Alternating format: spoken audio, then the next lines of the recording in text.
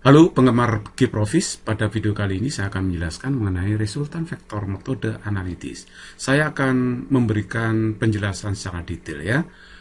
Untuk menyelesaikan resultan vektor secara metode analitis, maka Anda harus mengerti dulu mengenai uraian vektor pada bidang. Nah, misalkan saya punya vektor A terletak pada bidang kartesius ya. Nah, ini sumbu X, sumbu Y.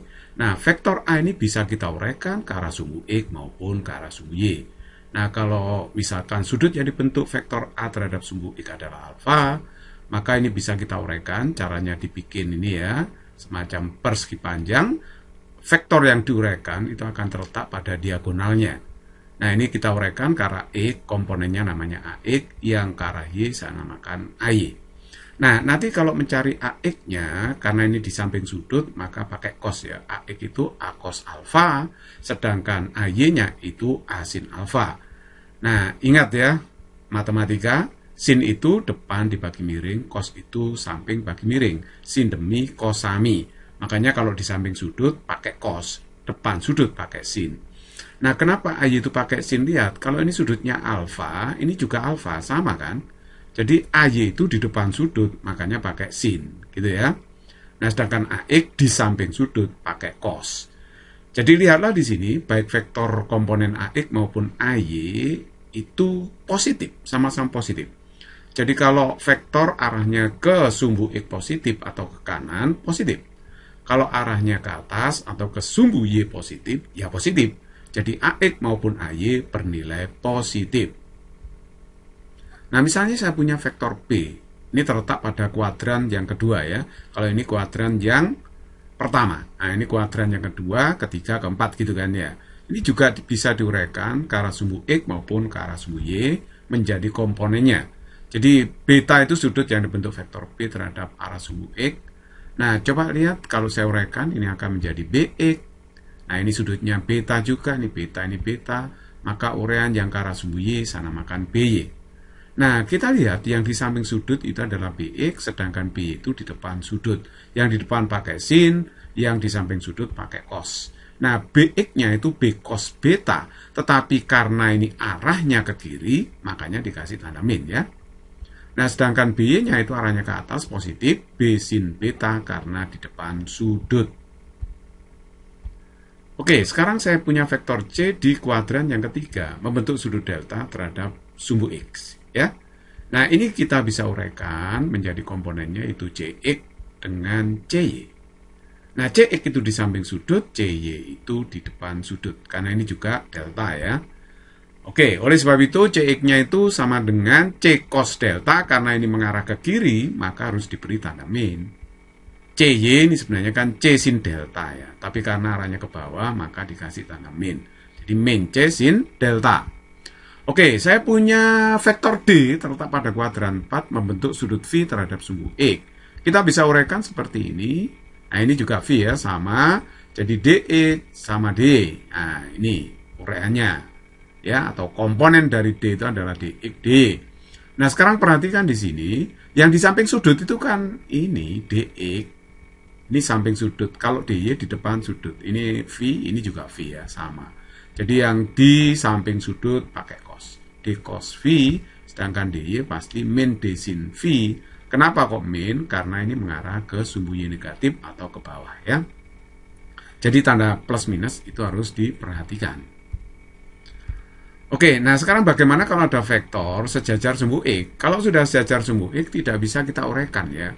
Sejajar sumbu Y, sejajar sumbu X nggak bisa kita uraikan. Nah, oleh sebab itu langsung aja AX itu sama dengan A. Nah, kalau dipaksa hitung ya berarti A cos 0 itu 1, A ya.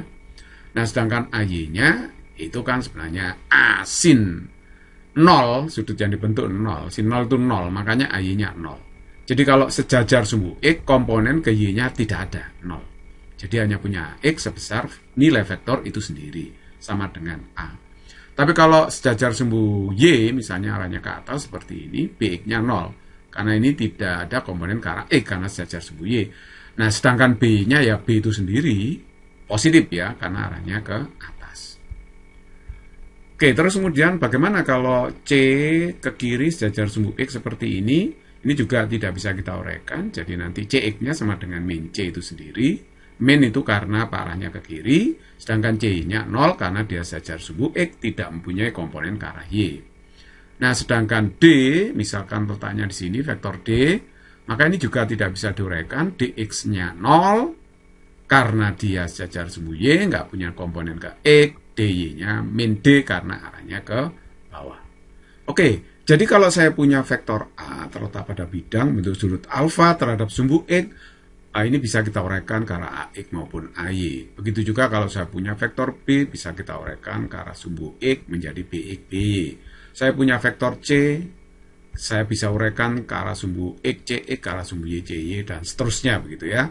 Jadi vektor-vektor yang terletak pada bidang itu bisa kita uraikan ke arah sumbu X maupun ke arah sumbu Y dengan menggunakan sudut lancip seperti ini. Acuannya adalah sumbu X ya. Jadi kalau misalnya diketahui terhadap sumbu Y, sebelahnya kan bisa dihitung karena jumlahnya 90 derajat, komplemennya kan. Jadi ini ada vektor A misalnya, vektor B, vektor C. Mau dijumlahkan, resultannya berapa? Itu gampang. Jadi resultan ke arah X dijumlahkan dulu, AX plus BX plus CX dan seterusnya. RY-nya AY plus BY plus CY dan seterusnya. Nah kalau R-nya itu akar, RY kuadrat plus RY kuadrat. Nah sedangkan sudut arah dari resultannya pakai tan theta sama dengan RY per RX.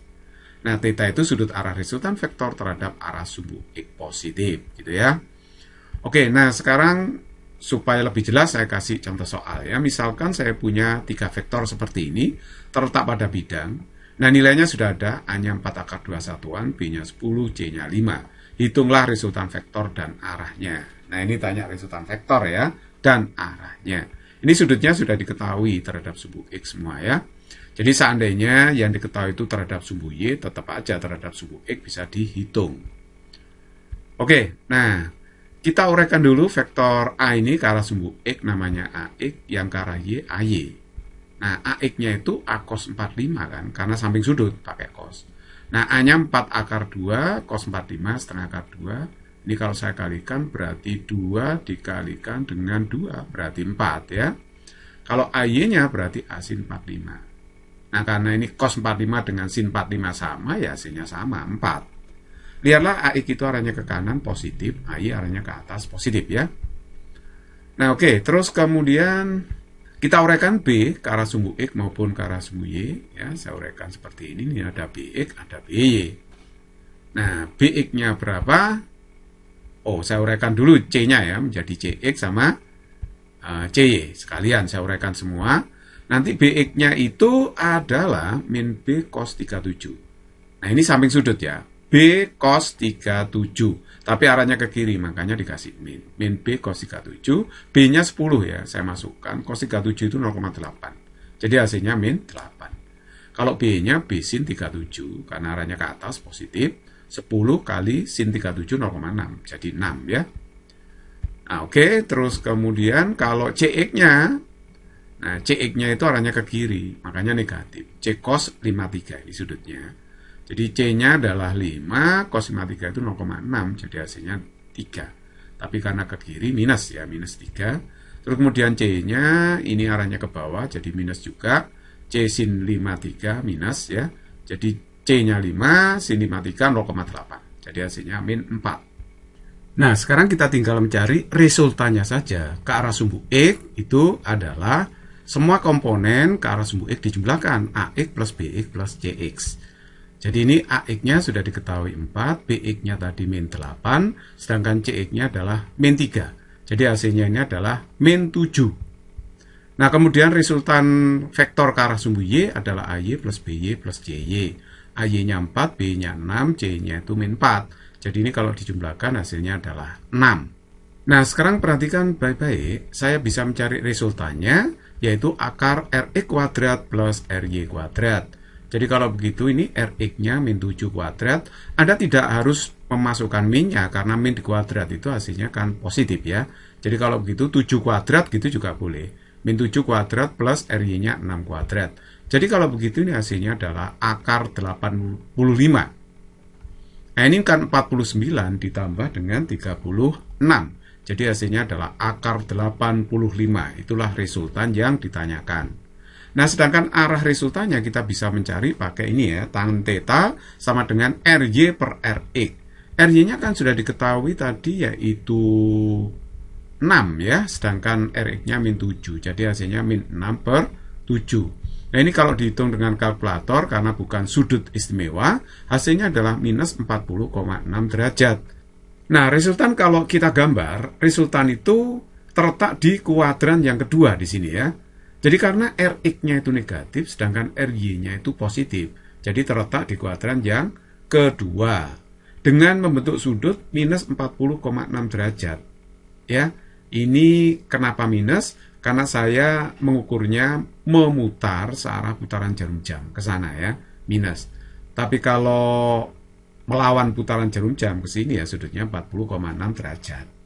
Nah, kalau arah resultan vektor, ini kita ukur sudutnya terhadap sumbu X positif, memutar melawan putaran jarum jam, itu berapa sudutnya? Ya, 139,4 derajat. Jadi sebenarnya ini pelurusnya 40,6 tadi ya. Jadi 180 derajat dikurangi 40,6. Jadi sudutnya 139,4 derajat. Jadi kalau saya gambarkan seperti ini, 139,4 derajat. Ya, seperti itu. Sekali lagi, kalau kita memutar melawan putaran jarum jam, sudutnya itu positif ya. Kalau searah putaran jarum jam, sudutnya negatif. Karena kalau kita lihat secara matematis, tan theta sama dengan min 6 per 7, itu jawabannya bisa min 40,6 derajat, bisa 139,4 derajat. Secara matematis. Jadi kalau secara gambar seperti ini ya. Nomor 2. Ini ada 4 vektor ya. A, B, C, D terletak pada bidang X, Y. Nah, A sama dengan D 5, B-nya 6, C-nya 3. Ini yang tanyakan, hitunglah resultan vektor dan arahnya. Kita bisa mencari resultannya dengan sangat mudah. A-nya ini saya uraikan dulu ya. Ke arah sumbu X, AX, ke arah sumbu Y, AY. Nah, AX-nya itu adalah A cos 37 karena AX samping sudut. A cos 37 berarti A-nya 5, cos 37 itu 0,8, hasilnya 4. Kalau AY-nya berarti A sin 37. 5 sin 37 0,6 berarti hasilnya 3. Oke, kalau BX-nya perhatikan, BX itu ke arah sumbu X ya, sejajar sumbu X. Jadi komponen Y-nya nggak ada, tapi BX-nya ya sama dengan min B itu sendiri. Jadi kalau begitu min 6, karena B-nya 6 ya. Kenapa min? Karena arahnya ke kiri. Kalau B-nya 0, karena vektor ini sejajar sumbu X, jadi komponen Y-nya nggak ada 0. Kalau CX-nya itu 0 di sini karena sejajar sumbu Y. Nah, sedangkan C-nya ya sama dengan C tapi minus ya. Min C yaitu min 3. C-nya 3 di sini. Oke, terus D-nya ini kita uraikan karena dia tidak sejajar sumbu X dan Y. Kita uraikan menjadi DX sama DY. Nah, DX-nya itu D cos 53 ya. Karena arahnya ke kanan positif, D-nya 5. Sedangkan cos 53 0,6 hasilnya 3. Kalau D-nya min D sin 53, karena ke bawah ya, itu min D sin 53, min 5 kali 0,8, min 4. Oke, resultan ke arah X semua dijumlahkan, yaitu AX-nya tadi 4, sedangkan BX-nya itu kan min 6, CX-nya itu 0, DX-nya itu diketahui 3. Jadi ini kalau saya jumlahkan hasilnya adalah 1. Kalau RY-nya AY tambah BY tambah CY tambah DY. Nah, AY-nya adalah 3, sedangkan B-nya 0, CY-nya min 3, DY-nya min 4. Jadi ini min 7 ditambah 3 berarti min 4. Oke, saya hapus dulu ya. Nah, sekarang perhatikan baik-baik, kita sudah menemukan Rx dan Ry di sini. Nah, R resultannya akar 1 kuadrat plus min 4 kuadrat. Nah, min-nya nggak dimasukkan juga nggak apa-apa, langsung 4 kuadrat. Jadi kalau begitu ini akar 17. Nah, untuk mencari arah resultannya, kita pakai tan ya. Tan theta sama dengan Ry per Rx. Ry-nya tadi adalah min 4, Rx-nya itu 1. Berarti hasilnya min 4. Kalau kita hitung tetanya min 76 derajat. Ya, min 76 derajat. Nah, kalau saya gambarkan seperti ini ya. Resultannya di kuadran yang keempat. Kenapa? Karena Rx-nya itu 1. Rx-nya 1, Ry-nya min 4. Jadi sudutnya, kalau saya putar salah putaran jarum jam ke sana terhadap sumbu X itu adalah min 76 derajat gitu ya. Nah, ini yang saya katakan tadi bahwa kenapa R-nya itu di kuadran yang keempat. Karena Rx-nya itu ke arah sumbu X positif, Ry-nya ke arah sumbu Y negatif. Lihat ini, Rx-nya kan 1 nilainya, Ry-nya kan min 4. Jadi mau tidak mau resultannya pasti di kuadran yang keempat. Nah, min 76 derajat terhadap sumbu X positif. Tapi kita juga bisa menghitung terhadap sumbu X positif melawan putaran jarum jam. Nah, kalau melawan putaran jarum jam, ini sudutnya adalah 284 derajat.